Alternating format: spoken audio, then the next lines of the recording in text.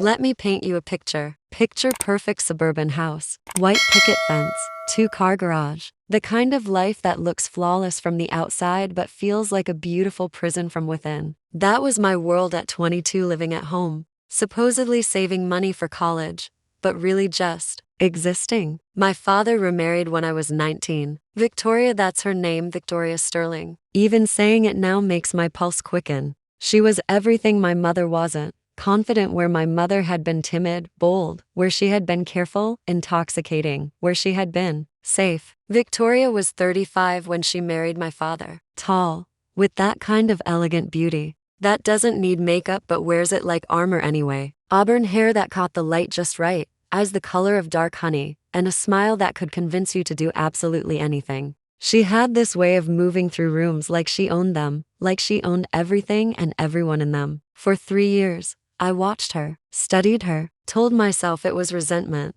that I was cataloging her flaws, waiting for the mask to slip. But deep down, in the places I didn't dare examine, I knew the truth. I was fascinated, captivated, falling under a spell I didn't even realize was being cast. She was careful at first, respectful boundaries, called me sweetheart in that warm, maternal way. But there were moments, fleeting glances that lasted a heartbeat too long, fingers that lingered when she handed me something, the way she'd bite her lower lip when she caught me staring. I started dating to distract myself. A string of college boys who meant nothing, who could never compare to the woman who haunted my thoughts. And then came Ava. Ava was different, sweet, genuine, with dark eyes and a laugh that made me believe in possibilities. She worked at the campus coffee shop, and our first conversation lasted 3 hours. She made me feel normal, like maybe I could forget the dangerous thoughts that kept me awake at night. We'd been seeing each other for 2 months when I decided to take things further.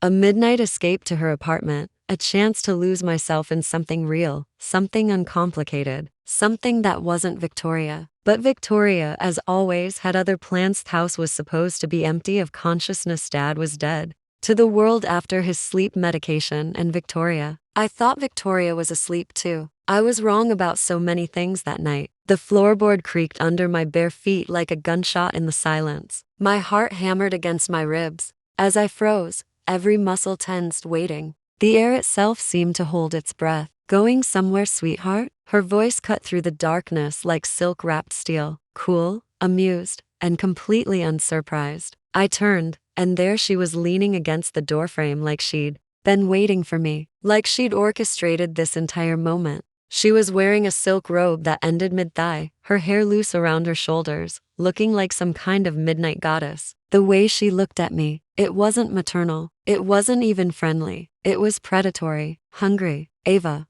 was it? She continued, stepping closer. The girl from the coffee shop? My blood turned to ice. How did you?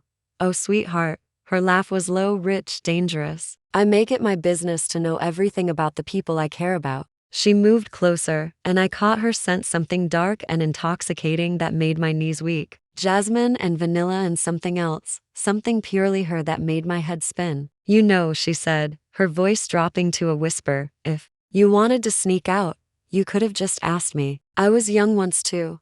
I should have been scared. I should have been angry. Instead, I felt something else entirely, a pull so strong it made my skin burn. The way she looked at me, like she could see every secret I'd ever kept, every fantasy I'd buried, every moment I'd imagined. Her hands on my skin. Sit, she said, gesturing toward the living room. Let's talk. It wasn't a request. It was a command wrapped in velvet, and I obeyed without thinking. She settled into the chair across from me, crossing her legs slowly, deliberately, the silk of her robe riding up just enough to make my throat dry. So, she said, tilting her head, like a cat studying prey, tell me about Ava. There's nothing to tell, I managed, my voice barely steady. Just a friend. Her smile was sharp, unimpressed. You're a terrible liar. She leaned forward, elbows on her knees, and suddenly the space between us felt charged with electricity. Does she make you feel the way I think she does? My pulse skyrocketed. I don't know what you mean. You're blushing, she observed, reaching out to tuck a strand of hair behind my ear. Her fingers lingered against my skin, and I felt like I was on fire. This was wrong, so wrong. She was my Stepmother. But why did her touch send lightning through my veins? Why did every cell in my body scream for more? Victoria stood, pacing slowly, deliberately, her hips swaying in a way that made my mouth go dry. Every movement was calculated, designed to torment. You know, she said, her voice thoughtful, I always wondered when you'd realize it. Realize? What? I whispered. She stopped, turning to face me, and her eyes were dark with something I'd never seen before, something raw and hungry and completely devastating. That you're just like me. The words hit me like a physical blow. I don't, but she was already moving, crossing the distance between us into strides, cupping my chin in her hand and forcing me to meet her gaze. Her touch was electric, burning. Tell me you don't feel it, she whispered, her lips so close I could feel her breath. Tell me you don't want this, and I'll walk away. I tried to speak, tried to form the words that would end this madness, but nothing came out. Only a shaky breath that betrayed everything I was trying to hide. She smiled then, slow and knowing and absolutely devastating. That's what I thought. And then she kissed me. The world exploded. Every coherent thought vanished as her lips moved against mine, soft and demanding and perfect. I'd imagined this moment 1,000 times, but nothing had prepared me for the reality, the taste of her, the feel of her hands in my hair, the way she kissed like she was claiming me, marking me as hers. My hands found her waist, pulling her closer, and she made a sound against my lips that sent fire straight to my core. The kiss deepened, became hungry, desperate, years of suppressed desire finally finding release. When we broke apart, we were both breathless, lips swollen, eyes dark with want. We can't, I whispered, even as every cell in my body screamed for more. She traced her thumb over my bottom lip, her gaze burning. We already did. The simple truth of it hit me like a tidal wave. We had crossed a line that couldn't be uncrossed, changed something that could never be changed. Back, she stepped back, smoothing her robe, her expression unreadable. Go to bed, sweetheart. We'll talk tomorrow. I watched her walk away, my mind a storm of confusion, guilt, and undeniable want. I stumbled to my room, crawled into bed, and lay awake until dawn, replaying every second, every touch, every whispered word. Morning came too soon and not soon enough. I dragged myself downstairs, my body still humming with the memory of her touch, my mind spinning with questions I didn't know how to ask. Victoria was already in the kitchen, looking perfectly composed, in a way that made me question whether last night had been a dream. She was wearing a simple sundress, her hair in a neat bun, looking like the picture of suburban elegance. But when she looked at me, I saw the truth in her eyes, the heat, the hunger, the knowledge of what we'd shared. She placed a cup of coffee in front of me, her fingers brushing mine for just a moment before she pulled away. That simple touch sent shockwaves through my system. Your father's already at work, she said casually, settling into the chair across from me. He won't be home until late. The implication hung in the air between us like a challenge. Victoria, tell me about Ava, she interrupted, her voice deceptively casual. What is it about her that attracts you? I stared at her, coffee forgotten. Why are you asking? Because I want to understand. I want to know what you're looking for, what you need. Her eyes met mine, and I saw something vulnerable there beneath the composed surface. So I can give it to you. The words hit me like a physical blow. You can't just. We can't just. Can't what? She leaned forward, and I caught that intoxicating scent again. Can't want each other? Can't act on it? Can't admit that this thing between us is stronger than anything either of us has ever felt? She was right, and we both knew it. The connection between us wasn't just physical, it was deeper, more primal. Like we were two pieces of the same puzzle, finally finding where we fit. I called in sick today, she said softly. So did you? I don't have a job. You have that part-time thing at the library. I called them.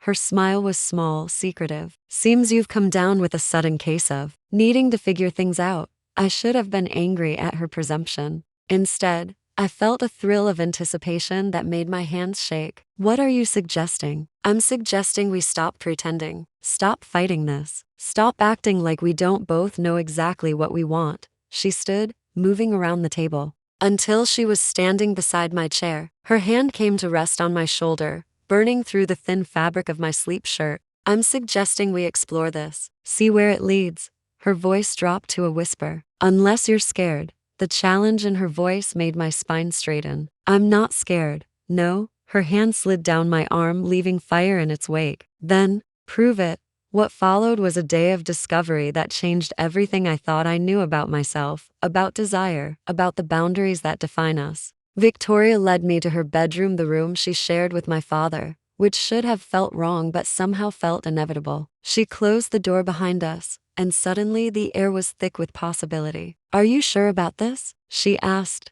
her voice gentler now, almost vulnerable. In answer, I stepped closer, close enough to feel the heat radiating from her skin. "I've never been more sure of anything," she smiled then, soft and real, and I saw past the confident mask to the woman underneath, someone who was just as lost in this as I was, just as hungry for connection. "Then let me show you," she whispered, "what it means to be touched by someone who truly sees you." Her hands framed my face, thumbs tracing my cheekbones with reverent gentleness. "You're so beautiful, Sarah, so perfect. Do you know how long I've wanted to do this?" "How long?" I breathed. "Since the day I met you." Her confession was barely a whisper. "Since the moment you looked at me like you could see straight through my soul." She kissed me then, slow and deep and devastating. Her hands roamed my body with reverent worship, mapping every curve, every sensitive spot that made me gasp against her lips. "Tell me what you want," she whispered against my throat. "Tell me what you need."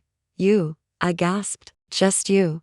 She smiled against my skin. "Then you have me, all of me, for as long as you want me." What happened next was a symphony of sensation, her hands learning my body, her lips trailing fire across my skin, her whispered words of praise and desire making me feel like a goddess. She worshipped me with a reverence that made me feel precious, powerful, completely alive. And when it was my turn to explore her, to map the geography of her desire, she guided me with patient hands and breathless encouragement, teaching me how to make her arch and gasp and moan my name like a prayer. We spent hours learning each other, discovering what made us gasp and shiver and cry out. It was education and revelation, sin and salvation, all wrapped up in silk sheets and whispered confessions. Afterward, we lay tangled together, skin still flushed, hearts still racing. Victoria traced lazy patterns on my bare shoulder, her touch gentle now, almost reverent. "Regrets?" she asked softly. I considered the question seriously. Should I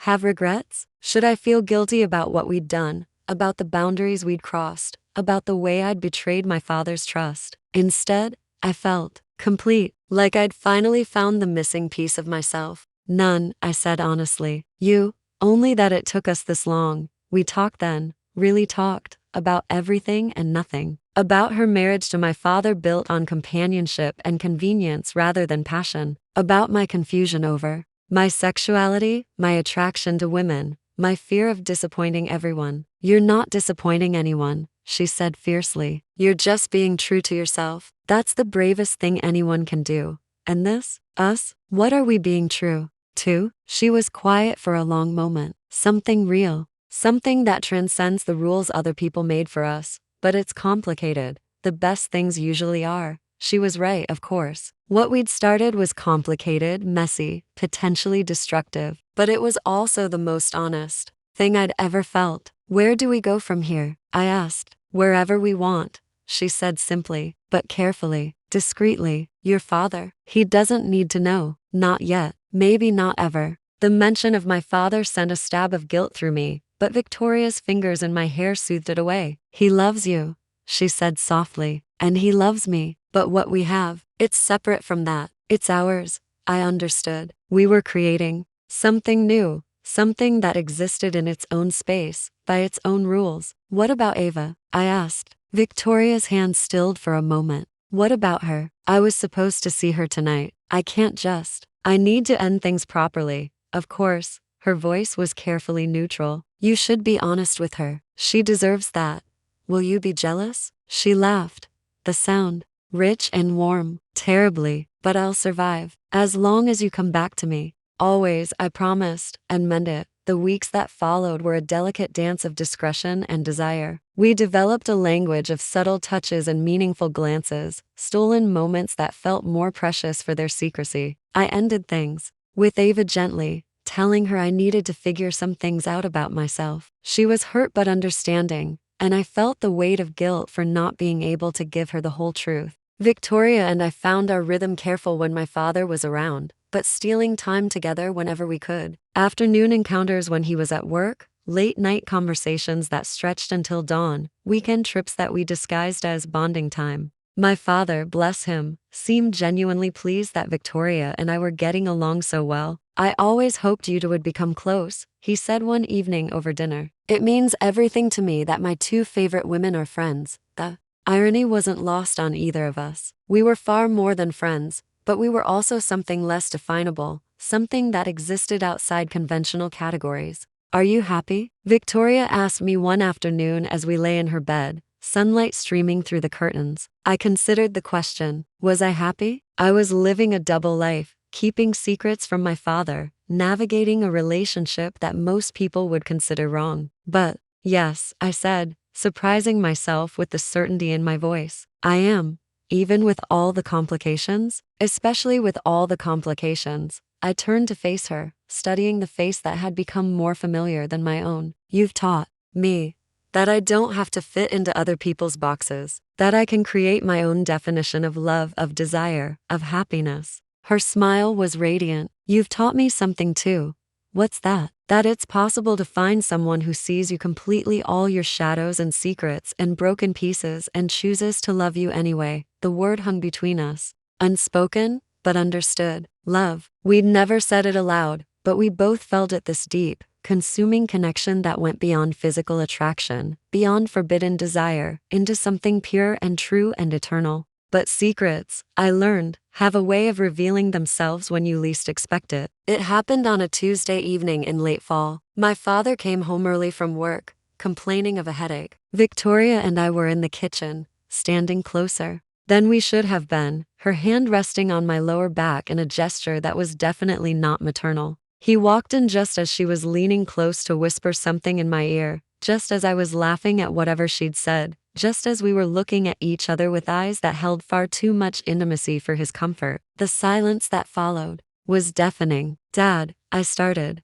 but he held up a hand. Don't. His voice was quiet, controlled, but I could see the hurt in his eyes. Just don't. He turned and walked out of the kitchen, leaving Victoria and me frozen in place. We need to talk to him, I said, but Victoria shook her head. Not yet. Let him process this first. Let him decide what he wants to do. We didn't have to wait long. An hour later, he called us both into the living room. His face was pale, but his voice was steady. I'm not stupid, he said quietly. I've seen the way you look at each other. I've felt the change in the house, the energy between you. I didn't want to believe it. Dad, let me finish. He held up a hand. I don't understand this. I don't understand how this happened or why or what it means, but I know one thing: I love you both, more than I've ever loved anyone. Victoria and I exchanged a glance. I also know, he continued, that I can't compete with what you have. I can see it in your eyes,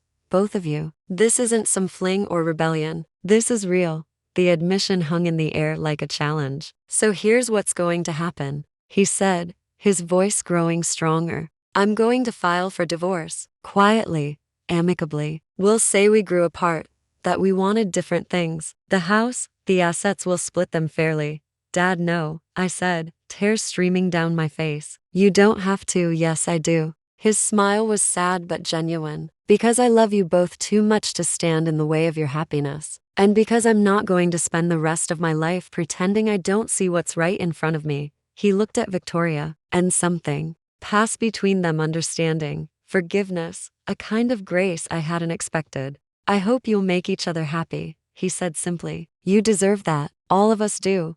The divorce was finalized 6 months later. True to his word, my father handled it with dignity and discretion. He moved to a condo across town, close enough to maintain our relationship, but far enough to give us space. Victoria and I moved forward carefully, building something new on the foundation of what we'd discovered. We sold the house to many memories, to many complications, and bought a smaller place that was entirely ours. It wasn't easy. There were whispers, raised eyebrows, people who couldn't understand or accept what we'd become. But we'd learned to create our own definitions of love, of family, of happiness. Do you ever wonder? Victoria asked me one evening, as we sat on our new deck, watching the sunset, what would have happened if I hadn't caught you that night? I considered the question. I think we would have found our way to each other eventually. Some connections are too strong to deny, even if it meant breaking all the rules. Especially then, I reached for her hand, intertwining our fingers.